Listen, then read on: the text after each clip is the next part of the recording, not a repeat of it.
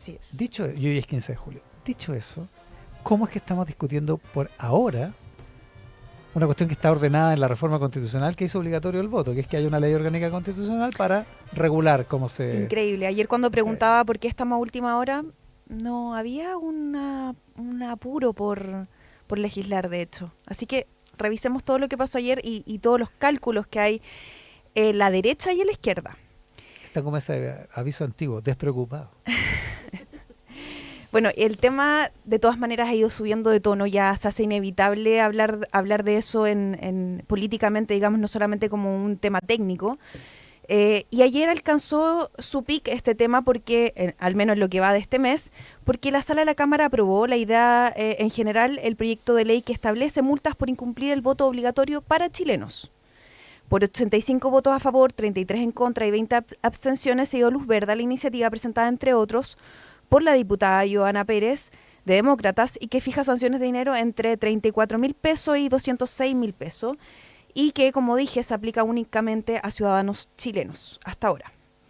Y en este último punto es cuando recae el tema, el principal tema, o lo que más arduo, que más genera tensión y que ha ido creciendo la tensión, la pregunta es, ¿deben votar en estos comicios los extranjeros avecindados en el país?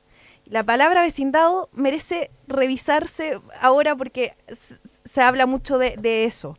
¿Qué es ser avecindado? Bueno, es un extranjero que vive en Chile por más de 5 años. Es decir, tiene residencia definitiva en Chile, pero no está nacionalizado. Y en el artículo 14 de la Constitución se estableció que este grupo tiene derecho a sufragio en las elecciones municipales y regionales. Paula, ¿esos 5 años se consideran del minuto de la entrada o del minuto de la residencia? De la residencia. Cuando hay Perfecto. arraigo, cuando está eso ya verificado. O sea, puede ser una persona que lleva mucho más tiempo, pero hace 5 se legalizó y entró en el track. Exacto. Claro, exactamente. Ya, el artículo 14. Sí, ya. Segundo, hagamos un poquito de memoria, ¿Ya? porque no es primera vez que esto se está discutiendo a última hora. Porque hace un año, exactamente un año, el gobierno anunciaba un veto a la reforma electoral donde se había abordado este tema. La polémica fue que el Ejecutivo en ese momento, en su indicación, establecía que la multa por voto obligatorio sería para los ciudadanos y no para los electores, ¿se acuerdan? Claro. En ese momento el gobierno hasta se enfrentó con el propio oficialismo que decía que la multa no era necesario para nadie. De hecho, fue súper icónica la frase de Gonzalo Vinter del proyecto de ley como antipobre, ¿se acuerdan? Exactamente. Que dijo que quienes no participan de la fiesta electoral son los pobres y que se les castiga por esta multa. Bueno, y en ese mes también se estaba legislando para fijar la multa de las elecciones municipales y regionales, donde no era tema si votaba lo extranjero o no, porque como dije, está establecido en la Constitución. El tema es que no está establecido para la elección presidencial y parlamentaria. Bueno, ya clarísimo ahí, ¿o no? Sí. Volviendo ayer, entonces, el gobierno... Artículo 14. Pueden Sí. ejercer el derecho de sufragio en los casos y formas que determine la ley. Exacto. Ya. Y nadie discute que participen en la Nadie elección discute de lo de municipal, concejales, digamos, claro, concejales, gobernador regional incluso. Incluso. Pero volviendo ayer, entonces el gobierno se restó al menos de la sala de la Cámara. Varios diputados de Chile Vamos criticaron que los ministros Álvaro Elizalde y Macarena Lobos no estuviesen presenciando el debate. Durante la mañana de este lunes, eso sí, en el Ejecutivo ya tenían claro que se aprobaría la multa para chilenos, lo que hasta altura ya era desdramatizado por La Moneda, porque al menos en el Ejecutivo, a diferencia de los partidos oficialistas, no se han opuesto a la multa a los chilenos. Ya les recordaba lo que pasó el año pasado. De lo que sí se hablaba era de la supuesta maniobra dilatoria de La Moneda para no abordar el tema, pero antes de desarrollar eso quiero ir específicamente a lo que pasó en la sala de este lunes. Porque hubo frases bien rimbombantes, de lado y lado se acusan de cálculo político. Diego Chalper, por ejemplo, de RN, dijo que la izquierda quiere meterle mano a la urna días antes de la elección y agregó que ese sector político le tiene miedo a la gente. Y dijo que la izquierda nos quiere invitar a un fraude electoral. Francisco Undurraga de Bópoli, en su alocución, en tanto, dijo que el gobierno estaba desistiendo de gobernar. Dijo que no sabía si era por desidia o tosudez, a raíz de que no estaban en la sala por este proyecto de ley que es una moción parlamentaria. Henry Leal de la UDI increpó a la izquierda por, dijo, estar en una democracia a la carta, o sea, elegir quién vota y quién no. En el oficialismo, en tanto, el diputado Diego Ibáñez dijo que la derecha quiere que los venezolanos salven la elección, porque recalcó, todos hemos visto las encuestas, que ya vamos a revisar. Mientras, Luis Maya, del Partido Liberal, señaló que los verdaderos patriotas deben ser los que tomen las decisiones del país. ¿Dejarías que alguien que recién está llegando a tu casa tome las decisiones?, se preguntaba este diputado. Bueno, Daniel Marucheri del PS agregó que la derecha quiere convertir a Chile en Chilezuela. No queremos que nuestra política sea de arepa y de ron, queremos que sea con olor a vino tinto y empanada. Y añadió que esto no era xenofobia. Andaban bien poetas ayer igual. O sea, imagínense que ayer nos estaba discutiendo el voto en extranjero y de eso se trató el debate.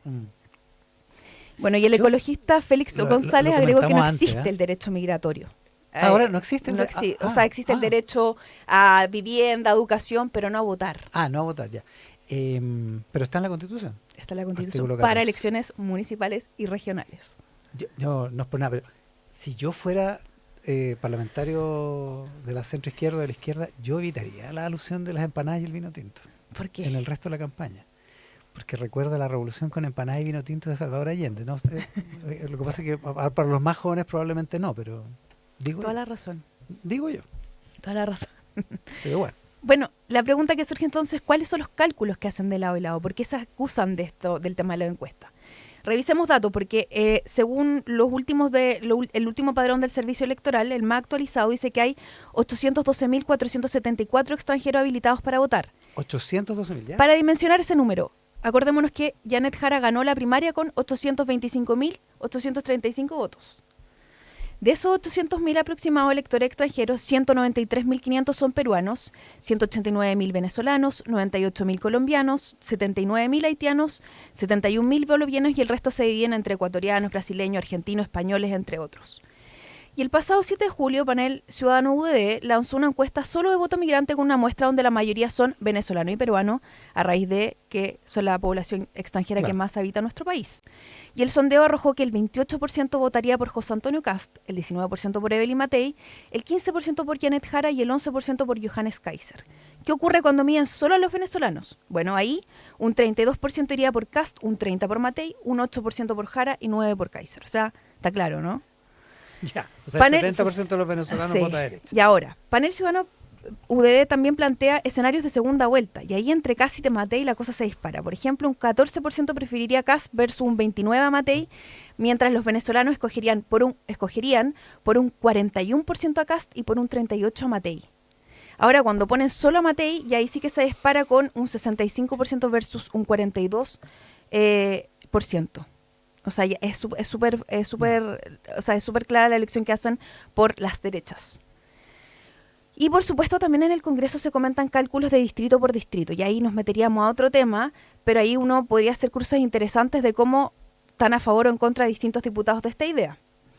Ahora, también dicen que algunos en Chile, la izquierda dice que Chile Vamos podría incluso estar más a la guaite, digamos, porque les beneficiaría más a Kast.